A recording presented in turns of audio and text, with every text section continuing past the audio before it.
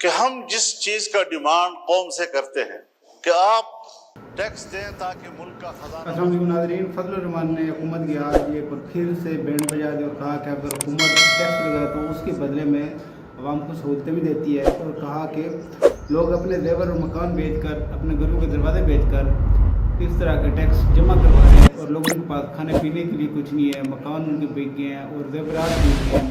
تو یہ ویڈیو دیکھ مزید بھی اس پر بات کرتے ہیں. پہلے یہ ویڈیو ملاحظہ فرمائیں، اس کے بعد اس پر مزید بات کرتے ہیں. پہلے یہ ویڈیو دیکھیں. اس کے بدلے میں قوم آپ سے دو چیزیں مانگتی ہیں: ایک امن، جان مال اور عزت و آبرو کا تحفظ، اپنے انسانی حقوق کا تحفظ، اور دوسرا معاشی خوشحالی. عام آدمی کو یہ اطمینان ہو کہ میرے بچوں کے لیے اگلے ہفتے اور مہینے تک گھر میں خوراک موجود ہے، اس کا انتظام ہو سکتا ہے. لیکن کیا ہم نہیں سمجھتے یہ بات کہ ہمارے ملک میں ہر جگہ نہ صحیح لیکن بیشتر علاقوں میں صورتحال فاقوں تک پہنچی ہے، کاروبار ختم ہو چکے ہیں، اور میں تو دیکھتا ہوں ہم نے آپریشنز کیے، لوگوں کو کہا آپ گھر بار چھوڑ دیں، تمام علاقوں کو خالی کر دیا گیا. آج آپ کیا رہے ہیں؟ میں آپ کو بتاؤں جناب اسپیکر، اب نوبت یہاں تک پہنچ گئی ہے کہ گھروں کے اندر، میں بڑی ذمہ دار فورم پر بات کر رہا ہوں، کہ گھروں کے اندر ہماری ماؤں بہنوں نے اپنے زیورات بیچ دیے ہیں، بالیاں بیچ دی ہیں، اور وہ اپنے روزگار کی فکر میں ہیں. وہ ختم ہو گئے پیسے، اب گھروں کے دروازے اور کھڑکیاں وہ بیچنے میں مجبور ہو گئے ہیں کہ کس طریقے سے ہم دن رات گزارے. اور ریاست اس حد تک شقی القلب ہو چکی ہے کہ ان کو احساس تک نہیں ہے کہ یہ ملک کے باشندے ہیں اور ان کو کیا گزر رہی ہے. کوئی احساس ہے اس بات پر؟ ذرا اپنے شرائط لگائیں، لیکن ان کے لیے قابل برداشت بھی تو ہو، قابل عمل بھی تو ہو. بس ملک سے وفاداری اور حب الوطنی کا دعویٰ، اس پر آپ قبضہ کر لیتے ہیں، اور جب آپ سے کوئی اختلاف رائے کرتا ہے پھر آپ ملک کے دشمن ہیں، آپ تو ملک کو کمزور کرنا چاہتے ہیں.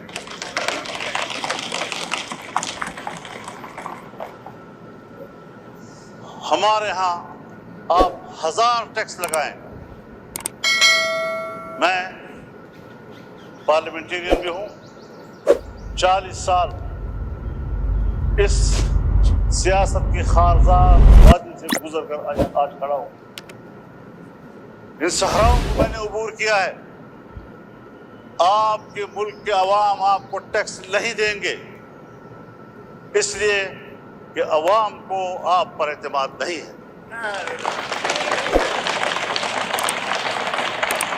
اور یہ بات میں کسی ایک پارٹی کے لیے نہیں کہہ رہا ہوں. اگر میری حکومت ہو اور میں ٹیکس لگاؤں گا تو میرے ہوتے ہوئے شاید لوگ اعتماد نہ کریں، اس لیے کہ لوگوں کو پتہ ہے کہ میرے ٹیکس وصول کر کے اس کو باہر کے قرض میں دیا جائے گا، IMF کے قرض میں دیا جائے گا، ورلڈ بینک کے قرض میں دیا جائے گا. جب میرا ٹیکس میرے فلاح و بہبود پہ خرچ نہیں ہوتا، مجھے کیا پڑی ہے کہ میں عالمی بینک کو بھرتا رہوں اور اپنے پیسوں سے محنت سے بھرتا رہوں.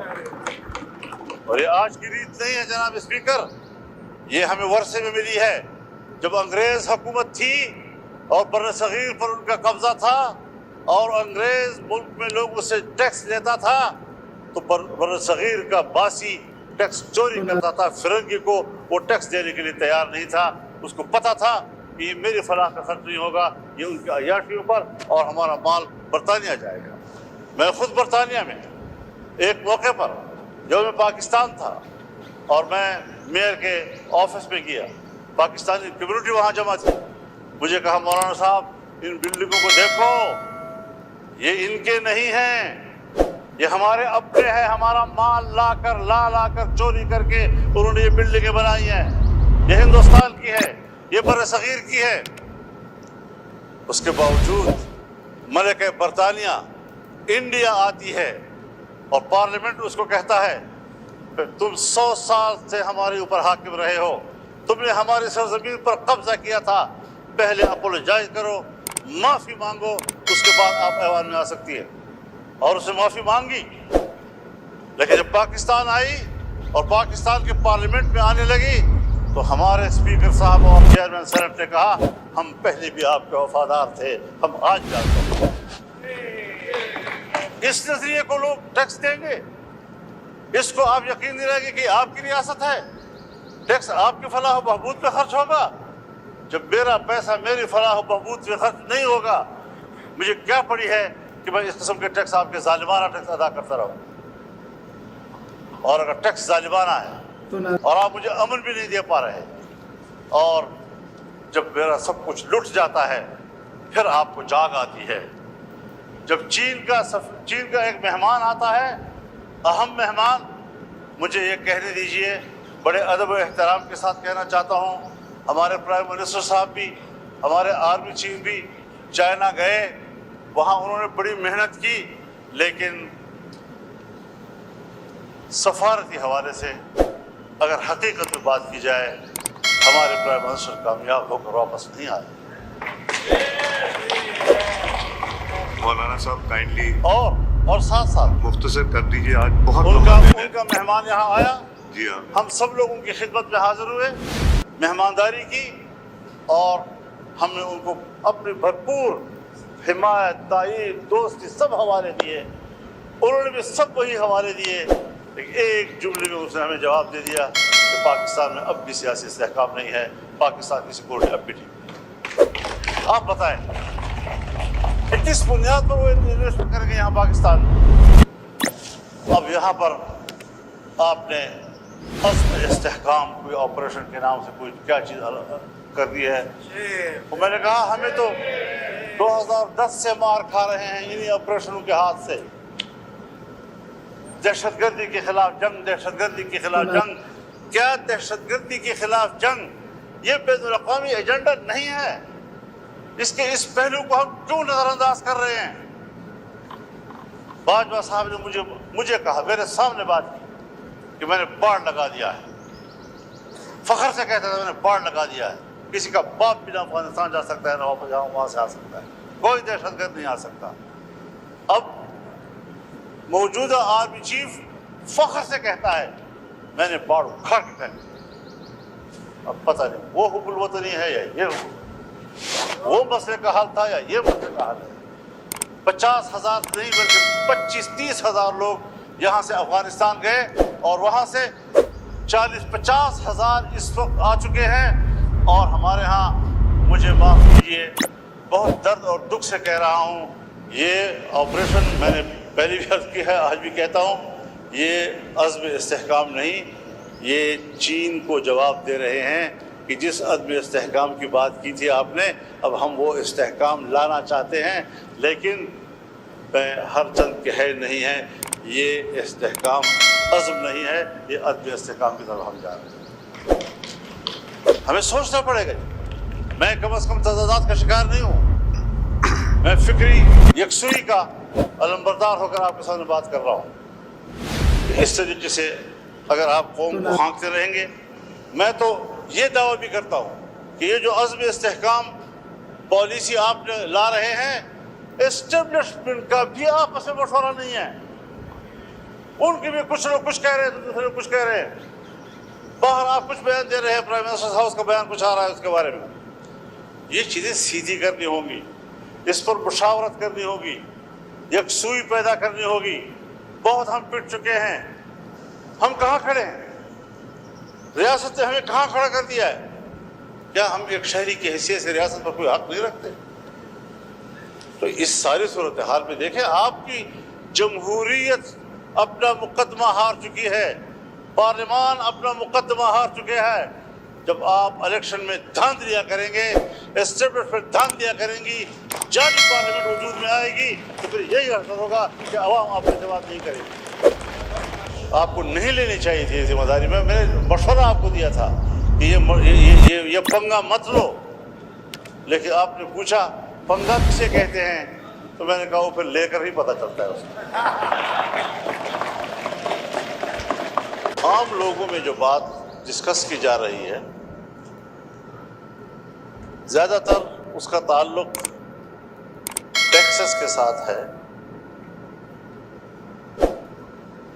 ہر شعبے میں، ہر سطح پر، ہر کاروبار میں، ہر تنخواہ میں، ہر کمائی میں ٹیکسز لگا دیے گئے ہیں اور اسی کی بنیاد پر پھر مہنگائی کا طوفان اس سے روکا نہیں جا سکتا۔ بنیادی بات یہ ہے کہ ہم جس چیز کا ڈیمانڈ قوم سے کرتے ہیں کہ آپ ٹیکس دیں تاکہ ملک کا خزانہ مضبوط ہو، ملک کا اقتصاد مضبوط ہو، جب حکمران اس قسم کا ڈیمانڈ قوم سے کرتے ہیں تو قوم کے بھی کچھ حقوق ہوتے ہیں۔ اگر آپ قوم کو وہ حقوق نہیں دے سکتے پھر کیا آپ قوم سے ٹیکس وصول کرنے کا حق بھی رکھتے ہیں؟ اس کے بدلے میں قوم آپ سے دو چیزیں مانگتی ہے، ایک امن، جان، مال اور عزت و آبرو کا تحفظ، اپنے انسانی حقوق کا تحفظ، اور دوسرا معاشی خوشحالی۔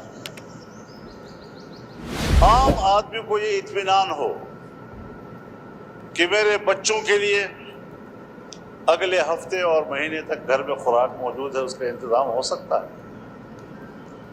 لیکن کیا ہم نہیں سمجھتے یہ بات کہ ہمارے ملک میں ہر جگہ نہ صحیح لیکن بیشتر علاقوں میں صورتحال فاقوں تک پہنچی ہے، کاروبار ختم ہو چکے ہیں، اور میں تو دیکھتا ہوں ہم نے آپریشنز کیے، لوگوں کو کہا آپ گھر بار چھوڑ دیں، تمام علاقوں کو خالی کر دیا گیا۔ آج آپ کیا رہے ہیں؟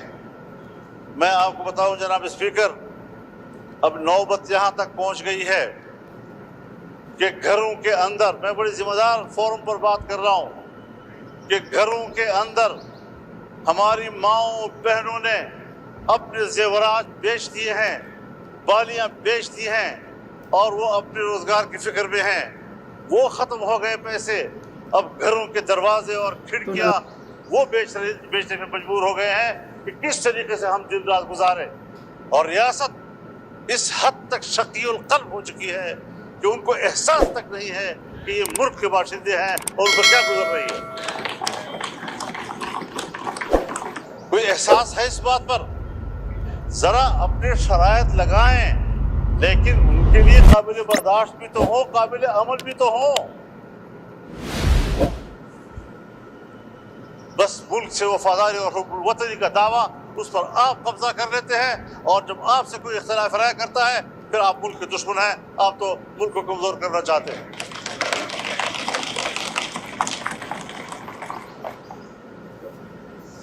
ہمارے ہاں آپ 1000 ٹیکس لگائیں، میں پارلیمنٹیرین بھی ہوں، 40 سال اس سیاست کی خارزار وادی سے گزر کر آج کھڑا ہوں۔ ان صحراؤں کو میں نے عبور کیا ہے۔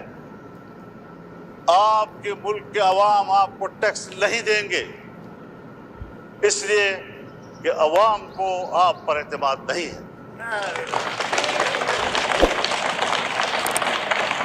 اور یہ بات میں کسی ایک پارٹی کے لیے نہیں کہہ رہا ہوں۔ اگر میری حکومت ہو اور میں ٹیکس لگاؤں گا تو میرے ہوتے ہوئے شاید لوگ اعتماد نہ کریں، اس لیے کہ لوگوں کو پتہ ہے کہ میرے ٹیکس وصول کر کے اس کو باہر کے قرض میں دیا جائے گا، IMF کے قرض میں دیا جائے گا، ورلڈ بینک کے قرض میں دیا جائے گا۔ جب میرا ٹیکس میرے فلاح و بہبود پہ خرچ نہیں ہوتا، مجھے کیا پڑی ہے کہ میں عالمی بینک کو بھرتا رہوں اور اپنے پیسوں سے محنت بھرتا رہوں۔ اور یہ آج کی ریت نہیں ہے جناب اسپیکر، یہ ہمیں ورثے میں ملی ہے۔ جب انگریز حکومت تھی اور بر صغیر پر ان کا قبضہ تھا اور انگریز ملک میں لوگوں سے ٹیکس لیتا تھا، تو بر صغیر کا باسی ٹیکس چوری کرتا تھا، فرنگی کو وہ ٹیکس دینے کے لیے تیار نہیں تھا، اس کو پتہ تھا کہ یہ میری فلاح کا خرچ نہیں ہوگا، یہ ان کے عیاشیوں پر، اور ہمارا مال برطانیہ جائے گا۔ میں خود برطانیہ میں ایک موقع پر یوم پاکستان تھا اور میں میئر کے آفس میں گیا، پاکستانی کمیونٹی وہاں جمع تھی، مجھے کہا مولانا صاحب ان بلڈنگوں کو دیکھو، یہ ان کے نہیں ہیں، یہ ہمارے اپنے ہیں، ہمارا مال لا کر چوری کر کے انہوں نے یہ بلڈنگیں بنائی ہیں، یہ ہندوستان کی ہے، یہ بر صغیر کی ہے۔ اس کے باوجود ملکہ برطانیہ انڈیا آتی ہے اور پارلیمنٹ اس کو کہتا ہے تم 100 سال سے ہمارے اوپر حاکم رہے ہو، تم نے ہماری سرزمین پر قبضہ کیا تھا، پہلے اپولوجائز کرو، معافی مانگو، اس کے بعد آپ ایوان میں آ سکتی ہے۔ اور اسے معافی مانگی، لیکن جب پاکستان آئی اور پاکستان کے پارلیمنٹ میں آنے لگی تو ہمارے اسپیکر صاحب اور چیئرمین سینٹ نے کہا ہم پہلے بھی آپ کے وفادار تھے، ہم آج بھی آپ کے وفادار ہیں۔ اس نظریے کو لوگ ٹیکس دیں گے، اس کو آپ یقین دلائیں گے کہ آپ کی ریاست ہے، ٹیکس آپ کی فلاح و بہبود پہ خرچ ہوگا؟ جب میرا پیسہ میری فلاح و بہبود پہ خرچ نہیں ہوگا، مجھے کیا پڑی ہے کہ میں اس قسم کے ٹیکس، آپ کے ظالمانہ ٹیکس ادا کرتا رہوں؟ اور اگر ٹیکس ظالمانہ ہے اور آپ مجھے امن بھی نہیں دے پا رہے، اور جب میرا سب کچھ لٹ جاتا ہے پھر آپ کو جاگ آتی ہے۔ جب چین کا ایک مہمان آتا ہے، اہم مہمان، مجھے یہ کہنے دیجئے، بڑے ادب و احترام کے ساتھ کہنا چاہتا ہوں، ہمارے پرائم منسٹر صاحب بھی، ہمارے آرمی چیف بھی چائنا گئے، وہاں انہوں نے بڑی محنت کی، لیکن سفارتی حوالے سے اگر حقیقت میں بات کی جائے، ہمارے پرائم منسٹر کامیاب ہو کر واپس نہیں آئے۔ مولانا صاحب کائنڈلی اور ساتھ ساتھ مختصر کر دیجیے، آج بہت ان کا مہمان یہاں آیا، جی ہاں، ہم سب لوگ ان کی خدمت میں حاضر ہوئے، مہمانداری کی، اور ہم نے ان کو اپنی بھرپور حمایت، تائید، دوستی سب حوالے دیے، انہوں نے بھی سب وہی حوالے دیے، لیکن ایک جملے میں اس نے ہمیں جواب دے دیا کہ پاکستان میں اب بھی سیاسی استحکام نہیں ہے، پاکستان کی سپورٹ اب بھی نہیں۔ آپ بتائیں کہ کس بنیاد پر وہ انویسٹ کریں گے یہاں پاکستان میں؟ اب یہاں پر آپ نے عزم استحکام کوئی آپریشن کے نام سے کوئی کیا چیز الگ کر دی ہے؟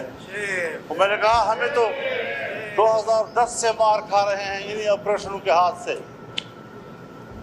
دہشت گردی کے خلاف جنگ، دہشت گردی کے خلاف جنگ، کیا دہشت گردی کے خلاف جنگ یہ بین الاقوامی ایجنڈا نہیں ہے؟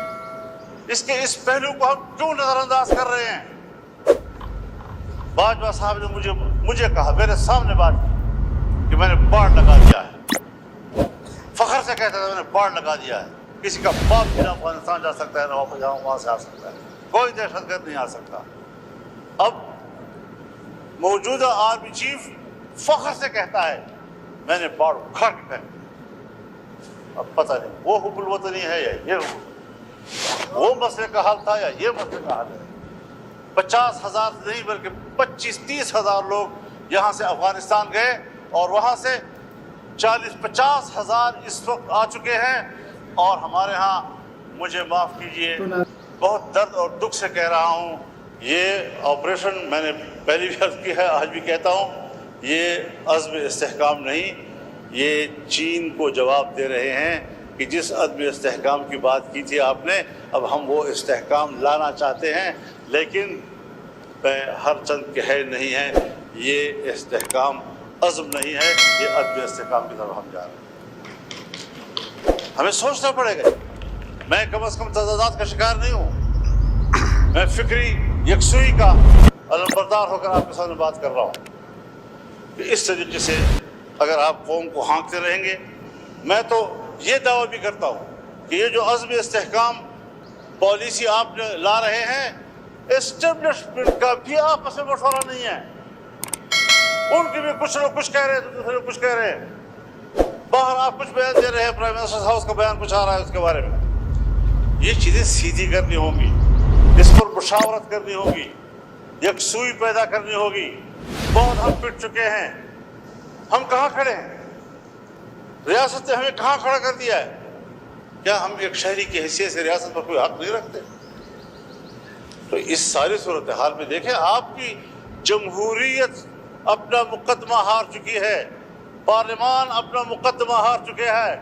جب آپ الیکشن میں دھاندلیاں کریں گے، اسٹیبلشمنٹ دھاندلیاں کریں گی، جعلی پارلیمنٹ وجود میں آئے گی، تو پھر یہی حسرت ہوگا کہ عوام آپ پہ اعتماد نہیں کرے گی. آپ کو نہیں لینی چاہیے تھی ذمہ داری. میں نے مشورہ آپ کو دیا تھا کہ یہ پنگا مت لو، لیکن آپ نے پوچھا پنگا کسے کہتے ہیں، تو میں نے کہا وہ پھر لے کر ہی پتہ چلتا ہے اس میں.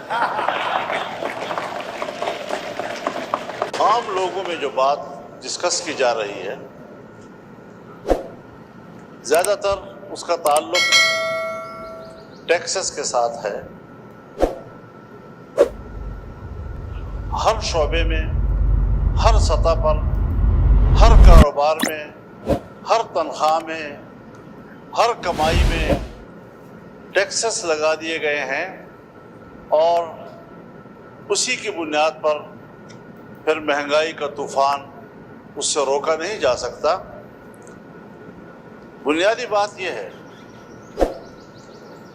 کہ ہم جس چیز کا ڈیمانڈ قوم سے کرتے ہیں کہ آپ ٹیکس دیں تاکہ ملک کا خزانہ مضبوط ہو، ملک کا اقتصاد مضبوط ہو، جب حکمران اس قسم کا ڈیمانڈ قوم سے کرتے ہیں تو قوم کے بھی کچھ حقوق ہوتے ہیں. اگر آپ قوم کو وہ حقوق نہیں دے سکتے، پھر کیا آپ قوم سے ٹیکس وصول کرنے کا حق بھی رکھتے ہیں؟ اس کے بدلے میں قوم آپ سے دو چیزیں مانگتی ہیں. ایک امن، جان، مال اور عزت و آبرو کا تحفظ، اپنے انسانی حقوق کا تحفظ، اور دوسرا معاشی خوشحالی. عام آدمی کو یہ اطمینان ہو کہ میرے بچوں کے لیے اگلے ہفتے اور مہینے تک گھر میں خوراک موجود ہے، اس کا انتظام ہو سکتا ہے. لیکن کیا ہم نہیں سمجھتے یہ بات کہ ہمارے ملک میں ہر جگہ نہ صحیح لیکن بیشتر علاقوں میں صورتحال فاقوں تک پہنچی ہے، کاروبار ختم ہو چکے ہیں، اور میں تو دیکھتا ہوں ہم نے آپریشنز کیے، لوگوں کو کہا آپ گھر بار چھوڑ دیں، تمام علاقوں کو خالی کر دیا گیا. آج آپ کیا رہے ہیں؟ میں آپ کو بتاؤں جناب اسپیکر، اب نوبت یہاں تک پہنچ گئی ہے کہ گھروں کے اندر، میں بڑی ذمہ دار فورم پر بات کر رہا ہوں، کہ گھروں کے اندر ہماری ماؤں بہنوں نے اپنے زیورات بیچ دیے ہیں، بالیاں بیچ دی ہیں، اور وہ اپنے روزگار کی فکر میں ہیں.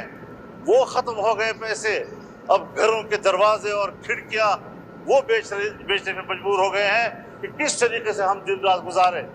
اور ریاست اس حد تک شقی القلب ہو چکی ہے کہ ان کو احساس تک نہیں ہے کہ یہ ملک کے باشندے ہیں اور ان پر کیا گزر رہی ہے. کوئی احساس ہے اس بات پر؟ ذرا اپنے شرائط لگائیں، لیکن ان کے لیے قابل برداشت بھی تو ہو، قابل عمل بھی تو ہو. بس ملک سے وفاداری اور حب الوطنی کا دعویٰ، اس پر آپ قبضہ کر لیتے ہیں، اور جب آپ سے کوئی اختلاف رائے کرتا ہے پھر آپ ملک کے دشمن ہیں، آپ تو ملک کو کمزور کرنا چاہتے ہیں.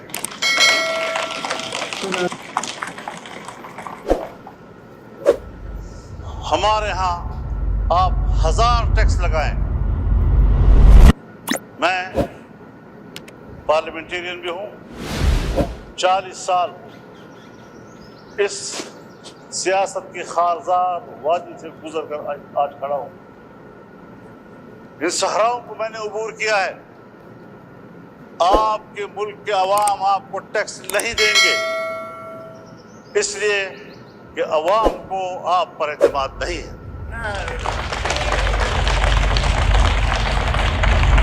اور اور یہ بات میں کسی ایک پارٹی کے لیے نہیں کہہ رہا ہوں.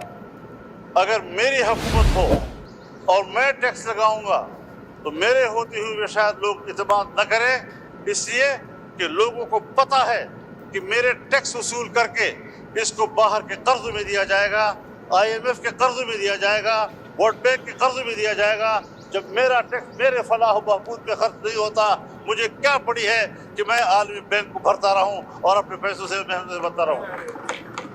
اور یہ آج کی ریت نہیں ہے جناب اسپیکر, یہ ہمیں ورثے میں ملی ہے. جب انگریز حکومت تھی اور بر صغیر پر ان کا قبضہ تھا اور انگریز ملک میں لوگوں سے ٹیکس لیتا تھا تو بر صغیر کا باسی ٹیکس چوری کرتا تھا. فرنگی کو وہ ٹیکس دینے کے لیے تیار نہیں تھا. اس کو پتہ تھا کہ یہ میری فلاح کا خرچ نہیں ہوگا, یہ ان کی عیاشیوں پر اور ہمارا مال برطانیہ جائے گا. میں خود برطانیہ میں ایک موقع پر یوم پاکستان تھا اور میں میئر کے آفس میں گیا, پاکستانی کمیونٹی وہاں جمع تھی. مجھے کہا مولانا صاحب ان بلڈنگوں کو دیکھو, یہ ان کے نہیں ہیں, یہ ہمارے اپنے ہیں. ہمارا مال لا کر چوری کر کے انہوں نے یہ بلڈنگیں بنائی ہیں. یہ ہندوستان کی ہے, یہ بر صغیر کی ہے. اس کے باوجود ملکہ برطانیہ انڈیا آتی ہے اور پارلیمنٹ اس کو کہتا ہے تم 100 سال سے ہمارے اوپر حاکم رہے ہو, تم نے ہماری سرزمین پر قبضہ کیا تھا, پہلے اپولوجائز کرو, معافی مانگو, اس کے بعد آپ ایوان میں آ سکتی ہے. اور اسے معافی مانگی. لیکن جب پاکستان آئی اور پاکستان کے پارلیمنٹ میں آنے لگی تو ہمارے اسپیکر صاحب اور چیئرمین سینٹ نے کہا ہم پہلے بھی آپ کے وفادار تھے, ہم آج بھی آپ کے وفادار ہیں. اس نظریے کو لوگ ٹیکس دیں گے, اس کو آپ یقین دلائیں گے کہ آپ کی ریاست ہے, ٹیکس آپ کی فلاح و بہبود پہ خرچ ہوگا. جب میرا پیسہ میری فلاح و بہبود پہ خرچ نہیں ہوگا, مجھے کیا پڑی ہے کہ میں اس قسم کے ٹیکس آپ کے ظالمانہ ٹیکس ادا کرتا رہوں.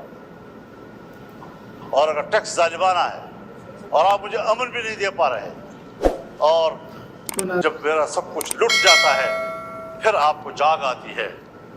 جب چین کا ایک مہمان آتا ہے, اہم مہمان, مجھے یہ کہنے دیجئے, بڑے ادب و احترام کے ساتھ کہنا چاہتا ہوں, ہمارے پرائم منسٹر صاحب بھی, ہمارے آرمی چیف بھی چائنا گئے, وہاں انہوں نے بڑی محنت کی, لیکن سفارتی حوالے سے اگر حقیقت میں بات کی جائے ہمارے پرائم منسٹر کامیاب ہو کر واپس نہیں آئے. مولانا صاحب کائنڈلی اور ساتھ مختصر کر دیجیے, آج بہت ان وقت دینے. کا مہمان یہاں آیا, جی ہاں, ہم سب لوگ ان کی خدمت میں حاضر ہوئے, مہمانداری کی, اور ہم نے ان کو اپنے بھرپور حمایت, تائید, دوستی سب حوالے دیے. انہوں نے بھی سب وہی حوالے دیے, لیکن ایک جملے میں اس نے ہمیں جواب دے دیا کہ پاکستان میں اب بھی سیاسی استحکام نہیں ہے, پاکستان کی سیکورٹی اب بھی ٹھیک. آپ بتائیں کہ کس بنیاد پر وہ انویسٹ کر گئے یہاں پاکستان میں؟ اب یہاں پر آپ نے عزم استحکام کوئی آپریشن کے نام سے کوئی کیا چیز کر دی ہے. تو میں نے کہا ہمیں تو 2010 سے مار کھا رہے ہیں انہی آپریشنوں کے ہاتھ سے. دہشت گردی کے خلاف جنگ, دہشت گردی کے خلاف جنگ. کیا دہشت گردی کے خلاف جنگ یہ بین الاقوامی ایجنڈا نہیں ہے؟ اس پہلو کو ہم کیوں نظر انداز کر رہے ہیں؟ باجوہ صاحب نے مجھے کہا, میرے سامنے بات کی کہ میں نے باڑ لگا دیا ہے. فخر سے کہتا تھا میں نے باڑ لگا دیا ہے, کسی کا باپ بھی نہ افغانستان جا سکتا ہے نہ واپس وہاں سے آ سکتا ہے, کوئی دہشت گرد نہیں آ سکتا. اب موجودہ آرمی چیف فخر سے کہتا ہے میں نے باڑ اٹھا دیا. اب پتہ نہیں وہ حب الوطنی ہے یا یہ وہ مسئلے کا حل تھا یا یہ مسئلے کا حل ہے. 50,000 سے نہیں بلکہ 25-30 ہزار لوگ یہاں سے افغانستان گئے اور وہاں سے 40-50 ہزار اس وقت آ چکے ہیں. اور ہمارے ہاں مجھے ناظرین بجلی کے بل اتنے زیادہ آ گئے ہیں تو وہاں بھی اتنی زیادہ پریشان ہے کہ اب ان کے پاس کوئی ایسا چارہ نہیں رہ گیا, کوئی چیز رہ نہیں گئی جو وہ بیچ کر ان کے بل اتاریں. اور حکومت ایسی ٹس سے مس نہیں ہو رہی کہ وہ کوئی ایسا لایا عمل بنائے کہ عوام کو کوئی ریلیف مل سکے, تو وہ بھی اپنے سہولیت دینے میں بالکل ناکام ہو چکی ہے. تو آج کی ویڈیو اتنی تھی. اگر